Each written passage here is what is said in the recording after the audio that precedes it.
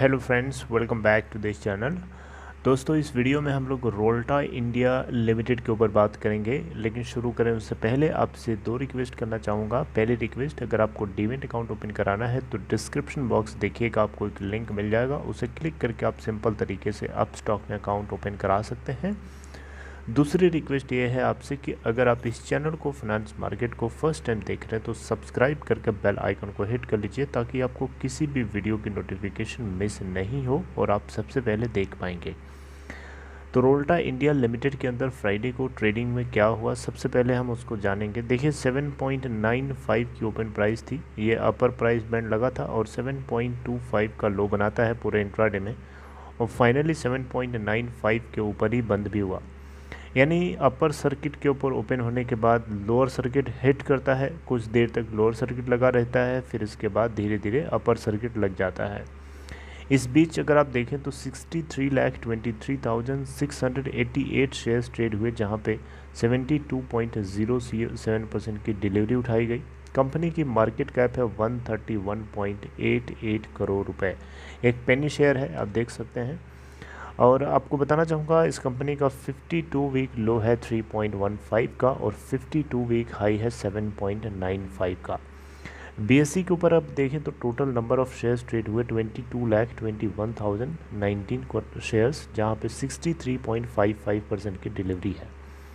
8.05 का यहाँ पे अपर सर्किट लगा है, यानी 4.95% का अपर सर्किट। देखिए यहाँ पे ये जो आपको तेज़ी दिखाई दे रही है, लास्ट के 5 दिनों का ग्राफ देखेंगे तो ये देखिए लास्ट के 5 दिन से लगातार अपर सर्किट लगा रहा है। इस तेज़ी के पीछे की क्या वजह है, वो वजह आपको जानना ज़रूरी है, आपको पता होना चाहिए। आइए मैं आपको समझाता हूँ पूरी डिटेल में।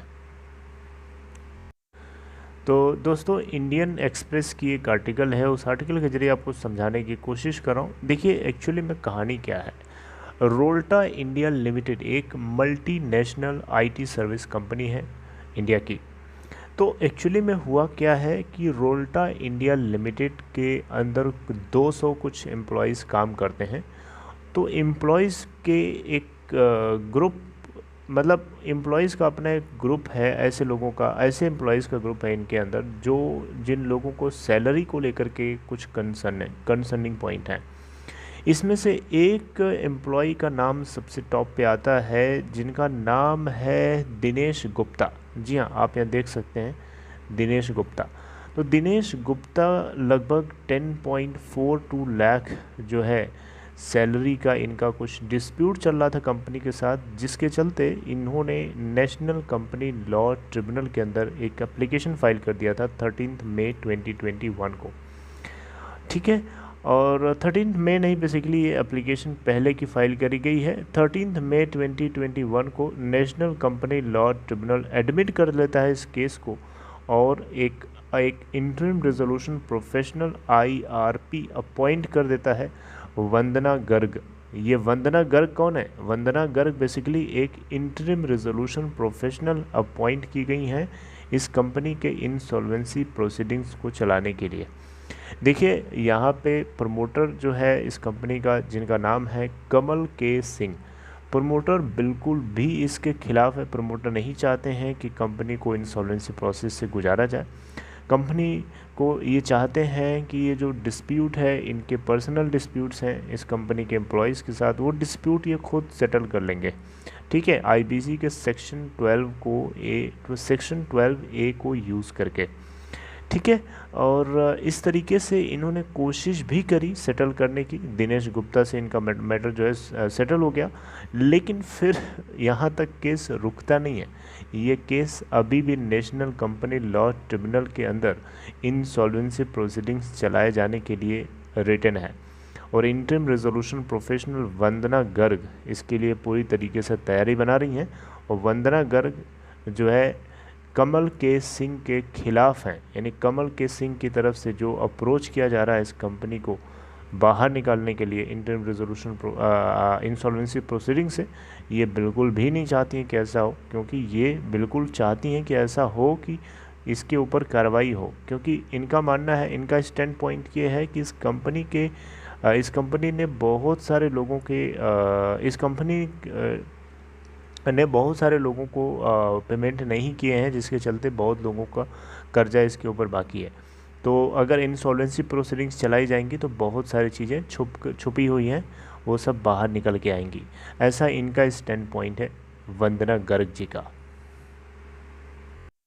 ठीक है, लेकिन यहाँ पे नेशनल कंपनी लॉ ट्रिब्यूनल का जो ऑर्डर था ये प्रोसीडिंग चलाने के लिए, तो इसी ऑर्डर के खिलाफ में कमल के सिंह जो है national company law appellate tribunal के अंदर एक एप्लीकेशन फाइल करते हैं नेशनल कंपनी लॉ ट्रिब्यूनल के जजमेंट के खिलाफ।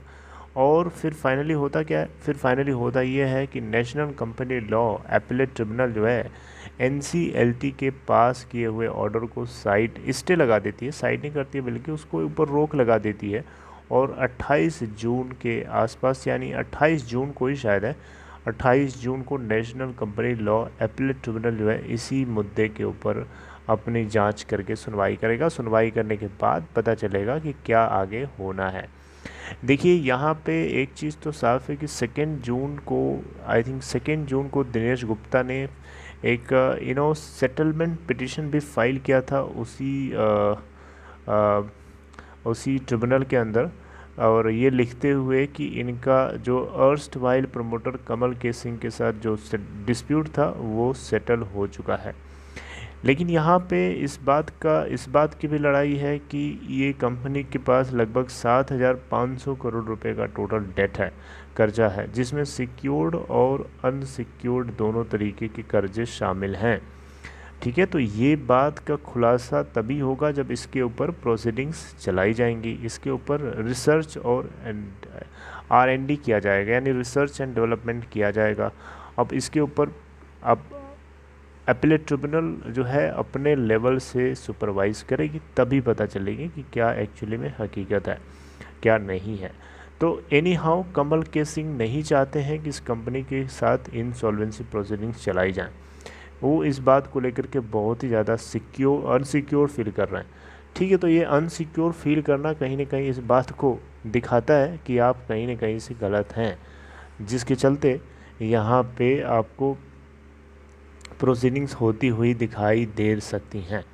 देखिए, अब ये डिपेंड करता है कि एपीलेट ट्रिब्यूनल किस तरीके से, national company law appellate tribunal किस तरीके का जजमेंट लेके आती है, उसके बाद हमें पता चलेगा कि आगे क्या होना है। लेकिन ये अपर सर्किट लगने के पीछे का कारण यही है कि इस मुद्दे के ऊपर एक स्टे लगा दिया गया है एपीलेट ट्रिब्यूनल की तरफ से।